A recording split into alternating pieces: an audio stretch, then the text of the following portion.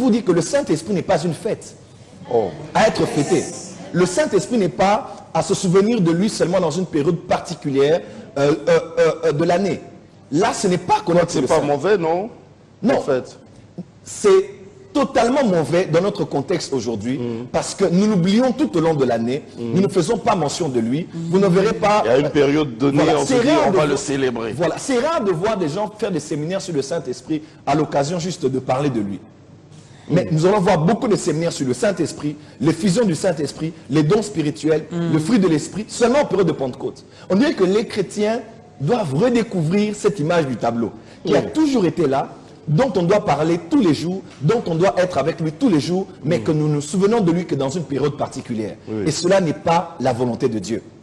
Paul a dit que l'amour de Dieu le Père, la grâce de notre Seigneur Jésus et la communion du Saint-Esprit soient avec chacun de vous. 2 Corinthiens 13. C'est la doxologie, c'est la bénédiction apostolique de Paul à l'église de Corinthe. Il dit que l'amour de Dieu le Père, parce qu'au Père, on doit découvrir son amour. Dieu a tant aimé le monde. Je vais vous dire que Dieu vous aime. Est-ce que vous savez que Dieu vous aime? Ah oui, Dieu vous aime. Et moi, je sais. Voilà, son amour est plus fort que vos péchés. Son amour est plus fort que votre passé. Son amour est plus fort que vos insuffisances. Dieu ne vous aime pas parce que vous l'aimez. Il vous aime, même lorsque vous étiez encore pécheur, il vous avait aimé.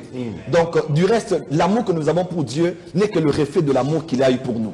Et c'est son amour qui nous a vaincus. C'est son amour qui nous a gagnés. Mais la grâce de notre Seigneur Jésus, voilà pourquoi nous parlons de la grâce dans cette saison. Il faut que les chrétiens comprennent la grâce parce que la loi est venue par Moïse, mais la grâce et la vérité sont venues par Jésus-Christ. Celui qui a emmené la loi, le jour où il a porté la loi, 3000 Hébreux ont été tués. Vous vous rappelez de l'histoire? Parce qu'il fallait les punir, 3000 ont été tués. Mais celui qui a porté la grâce, le jour de la Pentecôte, quand son esprit est venu, 3000 âmes ont été sauvées. Amen. Celui qui a porté la loi, il a dit que je ne suis même pas... Dieu l'a dit, retire tes sandales parce que la terre où tu es est une terre sainte. Mais celui qui a apporté la grâce, Jean-Baptiste a dit, je ne suis même pas digne de délier la couronne de ses chaussures. Celui qui nous a porté la loi nous a emmenés à Sinaï.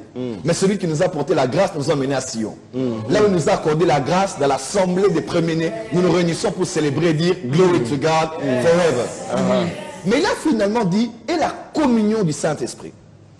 Dans la Trinité, nous croyons en l'amour du Père. Nous devons découvrir la grâce de Jésus. Mais quand on parle du Saint-Esprit, de la communion du Saint-Esprit. La communion du Saint-Esprit. Et cette communion, c'est l'intimité. C'est la communication. L'alliance. Voilà, c'est l'alliance, c'est le partnership. C'est la relation. C'est cette relation de tous les jours que j'ai avec le Saint-Esprit, autant que j'ai tous les jours avec mon épouse, autant que j'ai tous les jours avec mon téléphone, à la limite, pour certains. Matin, midi, soir, même la nuit, vous voyez une lumière qui est allumée parce qu'il doit être au téléphone. Mais que la communion du Saint-Esprit soit avec vous.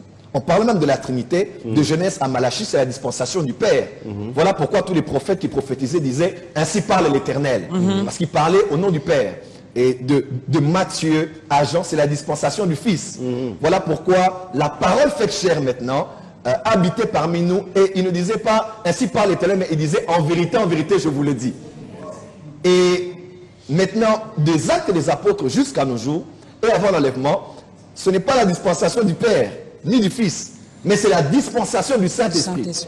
Voilà pourquoi dans Actes chapitre 21, lorsque Agabus, le prophète, prophétise sur la ceinture de Paul, il dit, voici ce que déclare le Saint-Esprit. En d'autres termes, ainsi parle le Saint-Esprit. Parce que dans le Nouveau Testament, et dans cette saison, nous parlons poussés par le Saint-Esprit, car c'est poussé par l'Esprit que les hommes ont parlé de la part de Dieu. Donc voyez-vous, tonton Jaco et madame, nous sommes dans la saison, nous sommes dans la dispensation du Saint-Esprit. Et c'est le Saint-Esprit qui a le contrôle de tout. Mais dommage, à l'église aujourd'hui, il semble avoir le contrôle de rien. Le Saint-Esprit est aujourd'hui la personne la plus négligée, la plus oubliée, la plus exploitée même. Comment vous dites ça? Puisque tout je voulais, voilà, nous sommes conduits par le Saint-Esprit. Et quand vous dites dans nos églises aujourd'hui, prophète Joël, qu'on oublie le Saint-Esprit, à chaque culte, on entend toujours les gens parler en langue. C'est le Saint-Esprit qui agit. Donc on ne l'a pas oublié. Les manifestations du Saint-Esprit ne sont pas la garantie de la communion avec le Saint-Esprit. Quelqu'un peut vivre dans le péché et prophétiser. Comment ça? Quelqu'un peut peut-être être tombé dans l'impudicité et prophétiser. Souvenez-vous de Samson, était saisi par l'Esprit. Il a terrassé les adversaires, mais il venait de sortir de la maison d'une prostituée. Donc, les manifestations du Saint-Esprit n'ont rien à voir avec la garantie n'est pas la garantie de votre communion avec le Saint-Esprit. Les manifestations même de la puissance de Dieu ne sont pas la garantie de notre communion avec le Saint-Esprit. Souvenez-vous de Moïse. Moïse a frappé 2 fois sur le rocher et l'eau est sortie, mais il n'était pas en communion avec Dieu. Donc, les miracles, voilà pourquoi il dira que nous avons prophétisé en ton nom, opéré des miracles en ton nom, mais il dira que je ne vous ai pas connus, parce que vous êtes ceux qui marchaient dans l'iniquité. Je crois que le temps dans la communion, c'est différent des manifestations du Saint-Esprit. Voilà. Et ce qui est important ici, c'est cette communion. C'est cette communion avec le Saint-Esprit. Éclairez-nous, prophète, parce que là, on veut vraiment comprendre cette communion. Voilà, c'est la communion. Quand vous lisez bien dans la Bible, lorsque vous recevez Jésus-Christ, le Saint-Esprit habite en vous. Vous êtes enfant de Dieu. Vous êtes né de nouveau. Vous avez une relation avec Dieu. Lorsque vous marchez, vous produisez les œuvres dignes de la repentance, de votre transformation de pensée et de vie. Vous êtes en communion avec Dieu. Lorsque vous commettez un péché en tant que chrétien, c'est la communion qui est brisée, mais la relation demeure intacte. Voilà pourquoi un père, même si son enfant a désobéi à la maison, il ne laissera pas pour autant les ennemis s'en prendre à son enfant. Même s'ils ne sont pas en communion, il n'y a pas de dialogue, mais il protège à cause de la filiation, à cause de la relation.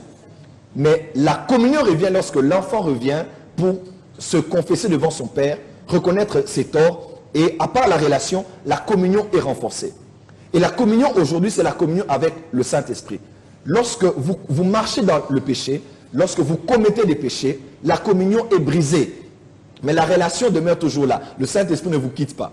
J'ai toujours aimé... Il est attristé, mais il continue quand même à se manifester. Il est attristé, mais il est là quand même. Mais il est toujours là. Et les dons de Dieu sont irrévocables, dit la Bible. Les dons et les appels de Dieu sont irrévocables. Quelqu'un peut vivre dans n'importe quel genre de vie qu'il veut vivre. Et une fois qu'il est en prière, une fois que Dieu veut l'utiliser, les dons vont se manifester. Mais ce n'est pas une garantie. Voilà pourquoi certaines personnes disent « Mais prophète, je ne comprends pas. Hier j'étais en boîte, mais quand il a parlé là, on ne comprend plus pourquoi ces gens, Dieu les utilise, mais ils font quand même tel genre de choses. Je poserai la même question, moi non plus, je comprends pas. Oui, on comprend pas. Je comprends pas ça. Oui, mais ce n'est pas une garantie qu'ils sont en communion avec le Saint-Esprit. Ils sont simplement utilisés par Dieu. Les dons de Dieu sont irrévocables. Dieu peut t'utiliser dans le miracle pendant que tu fais n'importe quoi aussi. Voilà pourquoi que les dons ne nous trompent pas, que les manifestations ne nous trompent pas. La plus importante de toutes, c'est la communion avec le Saint-Esprit. Et si les manifestations ont comme soubassement votre communion avec Dieu, cela est parfait, parce que ce n'est pas que vos œuvres qui vont témoigner de Dieu, mais c'est aussi votre vie, par votre communion avec le Saint-Esprit, qui sera